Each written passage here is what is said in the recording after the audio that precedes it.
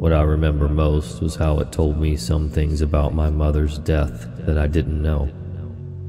I confirmed these details later as soon as I turned 18 and was able to access the police records from the investigation. A really big thanks to our Reddit contributors for tonight: Nixplosion, ToddlyMarx, TheChaf, and StreetSnipes. I also want to give a big shout out to a couple of awesome listeners who left 5-star reviews on Apple Podcasts recently. Mmgates87, thank you so much for your review. I appreciate it. And Mistylh97. Hi Misty. Thank you so much for listening. I'm so glad you're enjoying the podcast. And thank you both for taking the time to support us. Now, get comfy and prepare yourself for another episode of The Nightmare Society.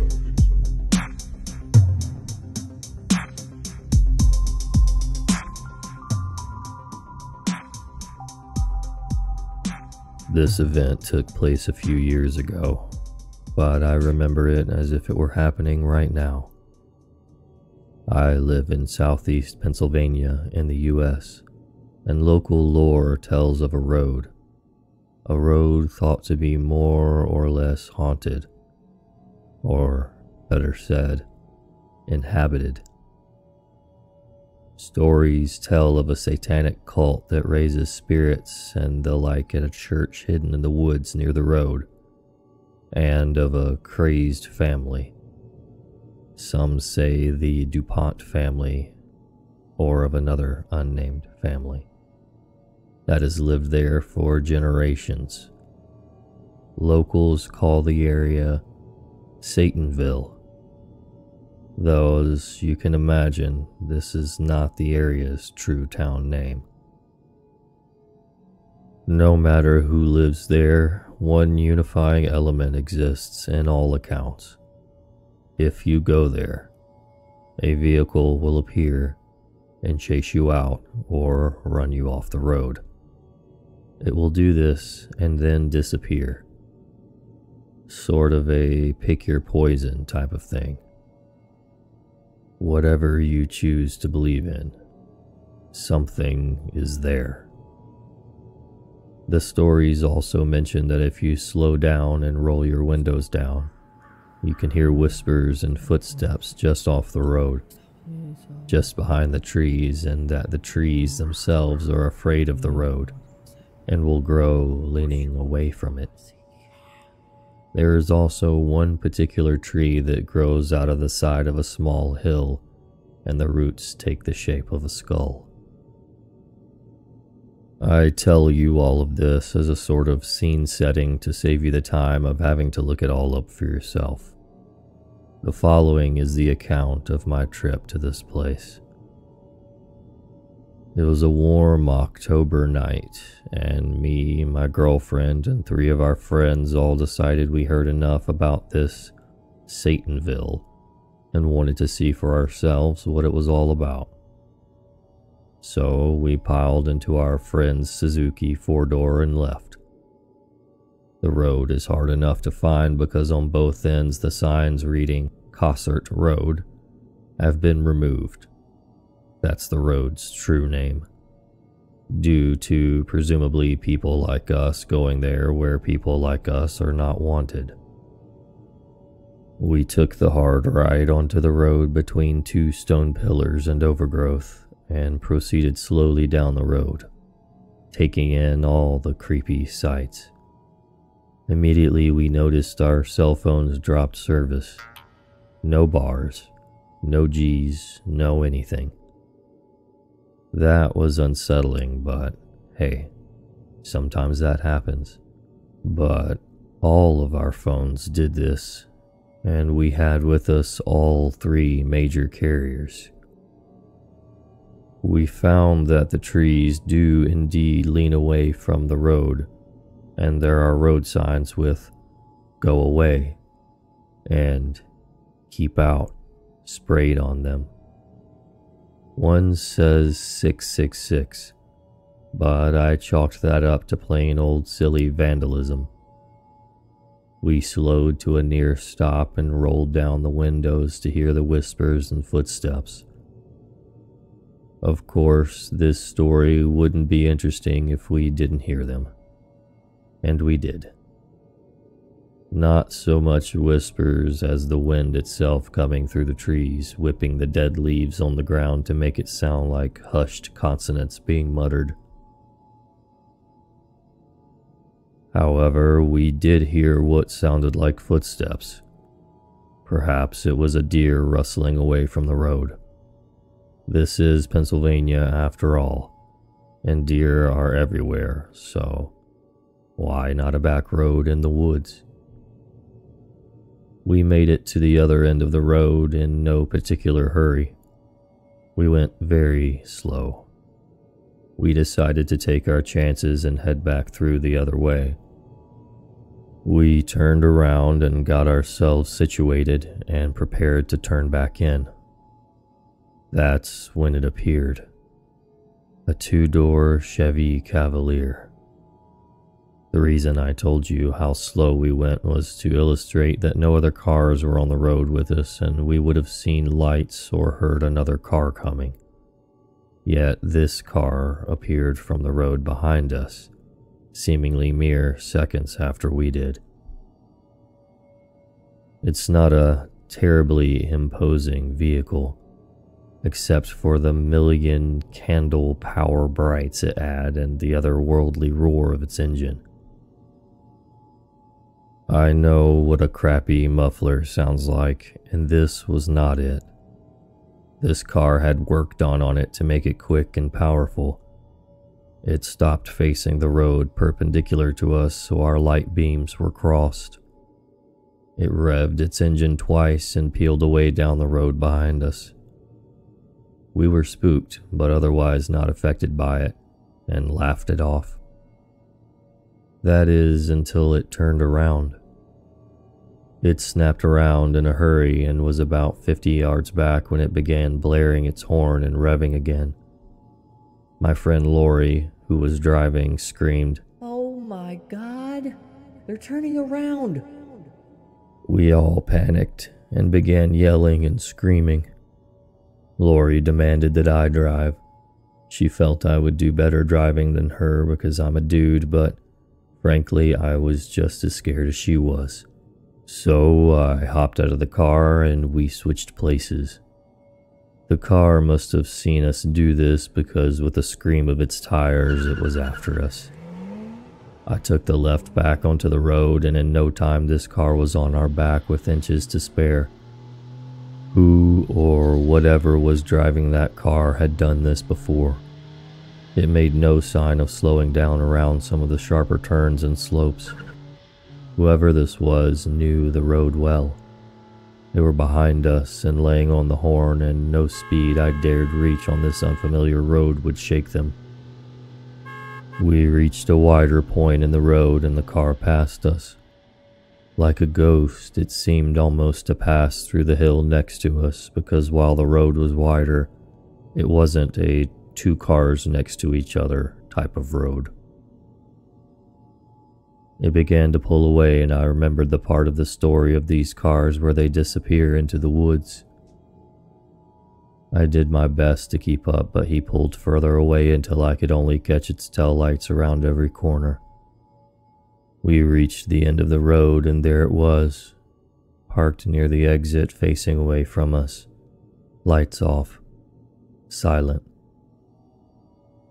I bravely, stupidly, decided to attempt to see inside the vehicle, but the windows were tinted too dark to see in.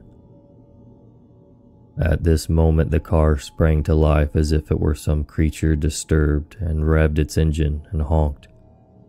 I floored it out of there and got onto the main road.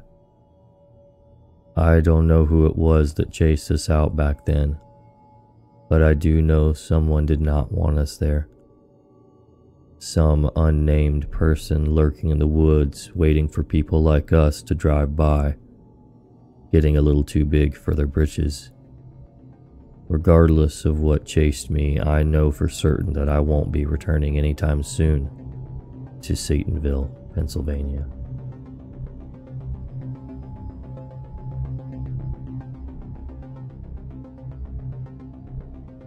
I've got a few weird experiences from my grandparents' house here in rural Mississippi that I've never been able to explain. To start, I'd like to say that I'm a very objective and logical person. Not bragging, just my own personality that I recognize. If something happens, I generally never let my mind wander to crazy, far-fetched places. The first experience I had was when I was younger, probably 10 or 11. I was watching TV with my grandmother. I call her Mimi. I thought everything was normal until I turned around to look at her. She was staring right through me, both eyes dilated and glazed over. I asked, Mimi? And she turned her head unnaturally quickly upward and reached her hand up and said in a slow, soft voice, It's so fluffy, soft, airy. Touch it.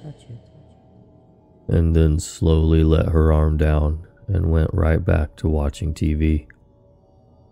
Obviously, I was in shock and even whimpered a little because I just couldn't understand what just happened. She heard me and asked if I was okay, and I just kept asking her what she meant and why she just did that. But she was just as confused as I was and just tried to calm me down. She didn't remember any of it. She was young for a grandma at the time and never showed any signs of dementia or Alzheimer's since. Nothing at all since that day. She's always been of sound mind.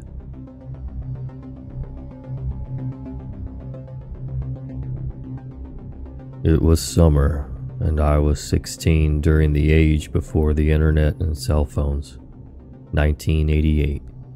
So boredom was a real thing. My friend B and I were getting into New Age stuff, but apparently crossed the line when we found a leather-bound red book on witchcraft. From it, we learned how to make a magic circle with a knife on my bedroom floor. Then we used the top wood piece from my desk. It slid out as a Ouija board base. We then followed the directions in the book and painted on the numbers and letters with green paint. That was supposed to make a difference. I used watercolors. I'm not stupid. I didn't want to ruin my desk. We used an upside-down plastic margarine container as a planchette for the spirits to move around. We balanced it between us as we sat Indian style in the middle of the circle. We put our fingers on it, one finger from each hand. As soon as we touched it, it started zooming around the board. My friend squealed and took her hands off. I did not, and I know I wasn't pushing it around. So we asked lots of things. What I remember most was how it told me some things about my mother's death that I didn't know. I confirmed these details later as soon as I turned 18 and was able to access the police records from the investigation. We asked a lot of questions about what boys liked us and stupid stuff like that. But I was the only one who would keep touching it. So later, after cleaning up the desk piece and hiding the book, I started to get a really bad headache, and I couldn't hold down any food. I stayed in bed for a week and a half, hardly eating. I lost 15 pounds. The whole time I'm laying in the dark room, I saw, with my mind's eye, a demon crouched on the dresser at the foot of my bed. It looked a lot like a gremlin with glowing red eyes and burned-looking skin. It just grinned at me. Eventually, my dad, a physician, decides I'm dangerously ill and actually need medical treatment, so I get admitted to the hospital. I was terribly weak, dehydrated, and my head had never stopped hurting. After a spinal tap, they told me that I had viral meningitis. I stayed a few days with IVs and such. Because it was a virus, I had to wait it out. I barely lived through it. A few weeks later, I'm back home, but so weak I can't walk across the house without having to rest on the way. I'm constantly hunched over and can't stand straight. The same friend, B, came by and reminded me that weekend was the psychic fair put on by the local New Age store. It would have tarot card readers, various vendors, and such. We'd been planning on going all summer. I warn her we can't stay long because I'm so weak, but she's cool with that and we go over. As soon as we walk in, a lady screeches. Oh my God. She rushes over to me and I get surrounded by the psychic readers and healers. Several are freaking out. The one that screeched tells me I have a demon on my back and proceeds to do an aura cleansing right then. She said to imagine golden bubbles were flowing all over me. Then she took her hand and swept it around me, close to my skin but not touching me. She did this all over, head to floor and all around me, and then I felt claws rip out of my back. All of a sudden I could stand up straight and I felt completely better. Apparently she cleansed me in white light. Incidentally, I've imitated her actions with friends later who had bad headaches and their headaches would go away. She didn't ask for money, and I didn't even think about paying her. She and the others seemed pretty shaken up and were aghast when we told them the whole story. Supposedly what had happened was I opened a channel with no protection or proper guidance, and a dark entity took advantage. I read tarot now, and am very, very careful.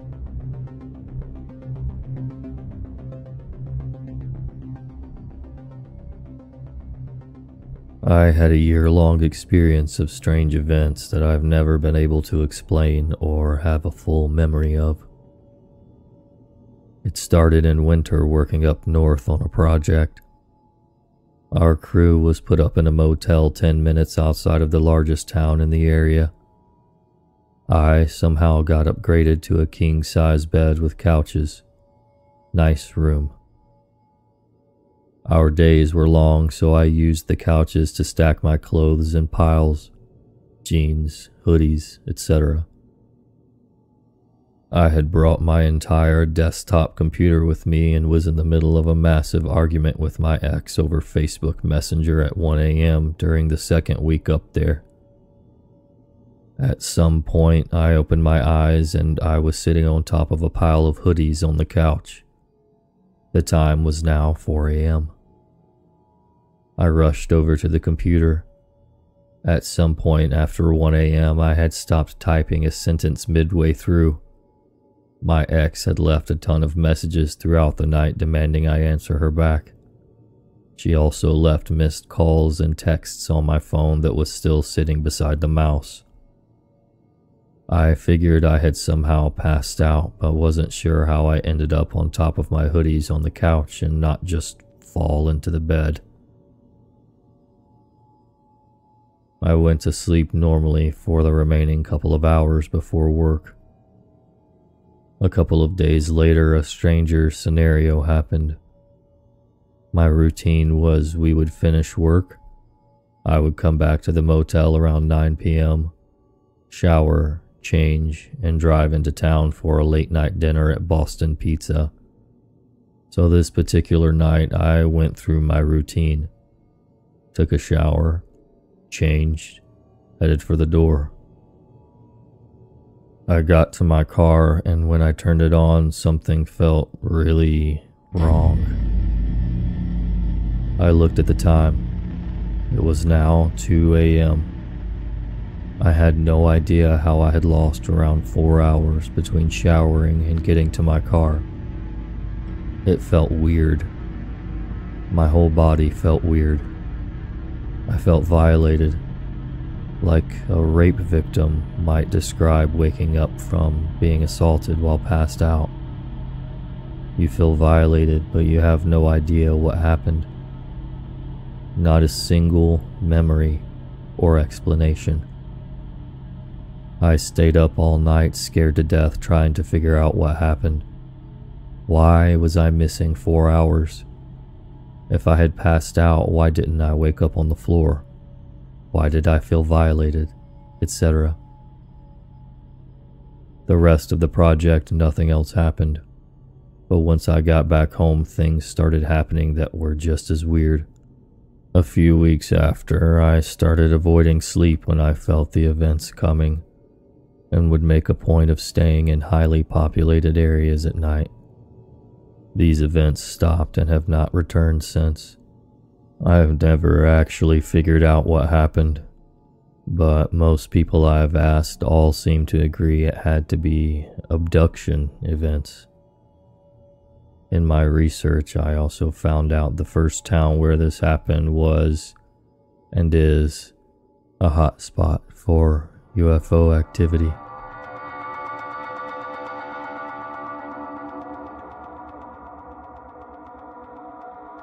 Again, a very big thank you to the contributors tonight, Nixplosion, ToddlyMarx, TheChaf, and StreetSnipes.